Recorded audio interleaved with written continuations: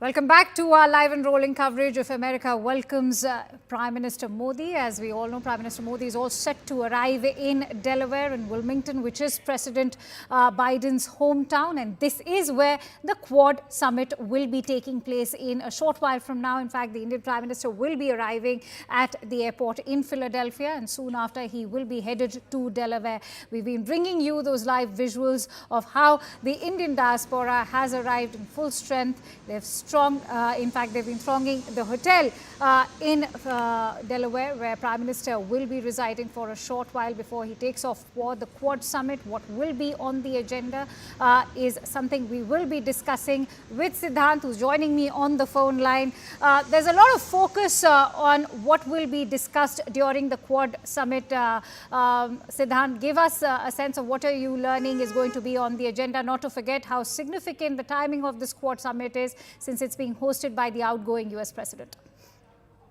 Well, Akanksha, first of all, Prime Minister Modi's plane has landed in Philadelphia.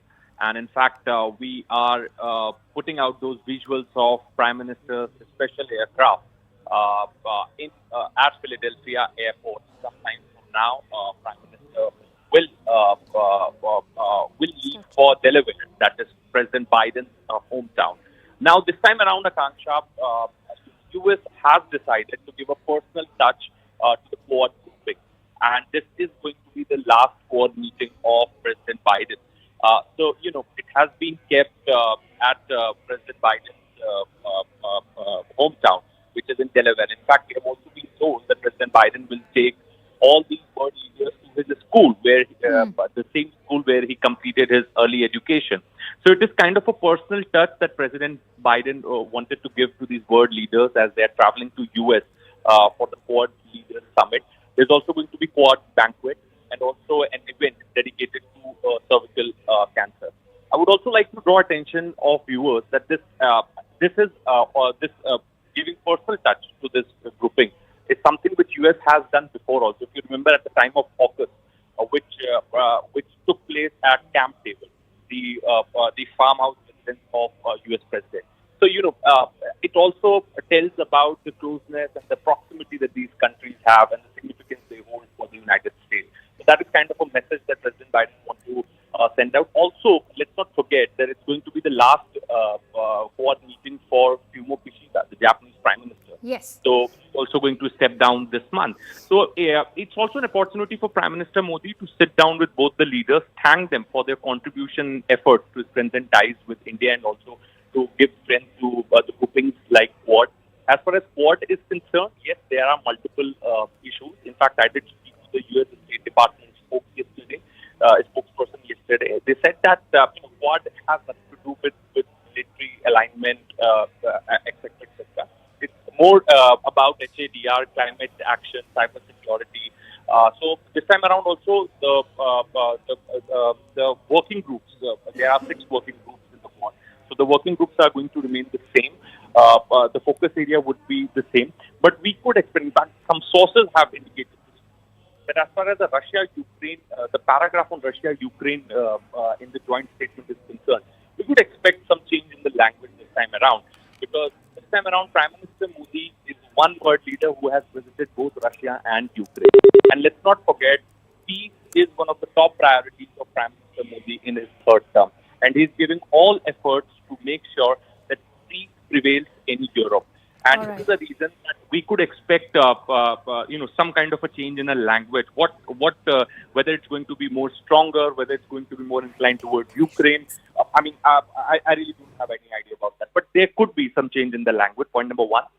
Point number two is that Prime Minister will also hold a bilateral meeting with President Biden and Prime Minister Kishida. Right. Siddhant, I'm going to request you to please continue staying with us, because Aman is joining us live from outside that hotel where Prime Minister is all set to arrive. Remember, on the right side of your screen, you can see visuals of Prime Minister's plane, in fact, touching down at the Philadelphia International Airport. Aman, in how much time should we now expect Prime Minister to be arriving in Delaware? Yes, Akanksha, the plane has just landed at the Philadelphia International Airport. I think it's about a half an hour drive from there to this hotel. We are inside this hotel now, DuPont Hotel in Delaware. The Prime Minister will be arriving here in about another 45 minutes, we can say. And after that, his schedule is he'll be here for a while because the Indian diaspora, the Gujarati diaspora, I would say, has organized a small function for him here, a small performance, a cultural performance will be made before the Prime Minister. Prime Minister, after a bit of rest here, will be moving then to the Quad Summit venue. First, he's having a bilateral meeting with Joe Biden, which could last almost an hour. This is expected to be a substantive meeting, maybe the last meeting between Narendra Modi and Joe Biden as the US President. And so this will give an occasion to the Prime Minister to thank President Biden for his contribution to Quad, for also his contribution in making the India's and US diplomatic bilateral relationship stronger. India and US are now strategic global partners in a big way, and I think that these talks are expected to be substantive. After that, we will see the Quad Summit between the four leaders, the US President, the Indian Prime Minister, the Japanese Prime Minister and the Australian Prime Minister, all of whom have arrived in Delaware. And this Quad Summit could go on also for over a couple of hours. After that, we will see the Cancer Moonshot event, which is a new addition to Quad this time. All the four Quad nations are coming together in the fight against cancer, especially cervical cancer, how they can collaborate and help each other, help the patients of cancer as well as help their families. This is going to be a landmark event. We'll know more details in the evening when a readout will be issued. Prime Minister Modi is also having bilateral meetings separately with the Japanese Prime Minister and the Australian Prime Minister as well. There's an evening reception to wrap up the entire Quad Summit, and from here and at New York time around 9 o'clock tonight, the Prime Minister would be leaving for New York from Delaware. All right. If I could quickly bring in Zaka as well, who continues to stay with us on the broadcast. Zaka, important to also highlight what one can expect from that bilateral meet between the US President and the Indian Prime Minister. You were there when the Indian Prime Minister was hosted to that state White House dinner in June of 2023. How far has that bond between the Indian Prime Minister and US President come? You know, if you look at 4 years back when President Biden got elected, South Bloc was worried about the trajectory of the relationship, whether President Biden would be as deeply invested in the relationship as Trump was or President Obama was prior to him. But I think he's really qualitatively not just doubled down on the Indo-US partnership, but I think the breadth of the partnership has significantly increased under President Biden. So at the state visit, which you mentioned, which happened last year, and I was there covering that at the White House, look at the areas where India and the United States are now cooperating. This Cancer Moonshot event that Aman was talking about, that's going to be one of the highlights of the Quad. Last year, they announced joint production of jet engines. I mean, that is huge for American companies to part with that kind of sensitive technology. Lockheed Martin and others to part with that kind of sensitive technology is a huge development. I mean, it's not even something that they share with their NATO military allies, at least not all of them. Then the Predator drone deal. I think it was 31 Predator drones that had been agreed to be bought by India, some for the Navy, some for the Air Force and so on. Again, a significant military deal. Subsequent to that, we've also had deals that have these foundational agreements. All the foundational agreements have now been signed between India and the United States. So I think there is the depth and the breadth of the relationship has significantly improved under President Biden. And I think to his credit, one should acknowledge that he's not left aside this relationship. There were other pressing concerns, not least the two wars that are happening right now, one between Russia and Ukraine, the other between Israel and Hamas. So he's really got a lot on his plate. And yet, the fact that he's taking time out to host the leaders of these four countries in his hometown, in Wilmington, in Delaware, taking them to his high school, taking them to the places where he grew up and so on, in a sense, a sort of fitting farewell Quad Summit. Not just for Joe Biden, but also for Fumio Kishida, the Japanese Prime Minister.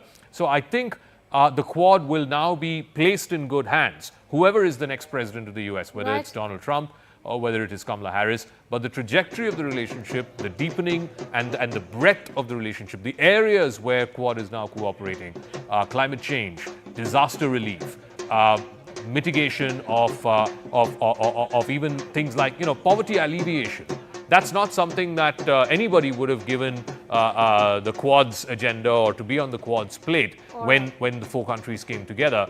But I think the underlying reason why they came together, which is the China threat, that now seems to be the foundational sort of element of this relationship. But they're building this relationship into, you know, all kinds of skyscrapers, which indicates that the breadth of this relationship is much more than any other bilateral. Which is why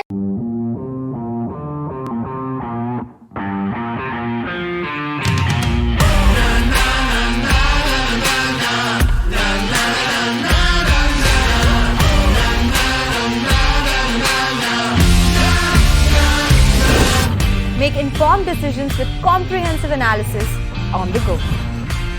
Strengthen your portfolio with real-time market updates on the go. Create effective strategies with insightful expert opinions on the go. Grow on the go with CNBC TV 18, now streaming live 24/7 on YouTube. Hey, thank you for watching this on CNBC TV 18. Hope you liked it. For more such interesting news and updates, follow CNBC TV 18 on all the social media platforms.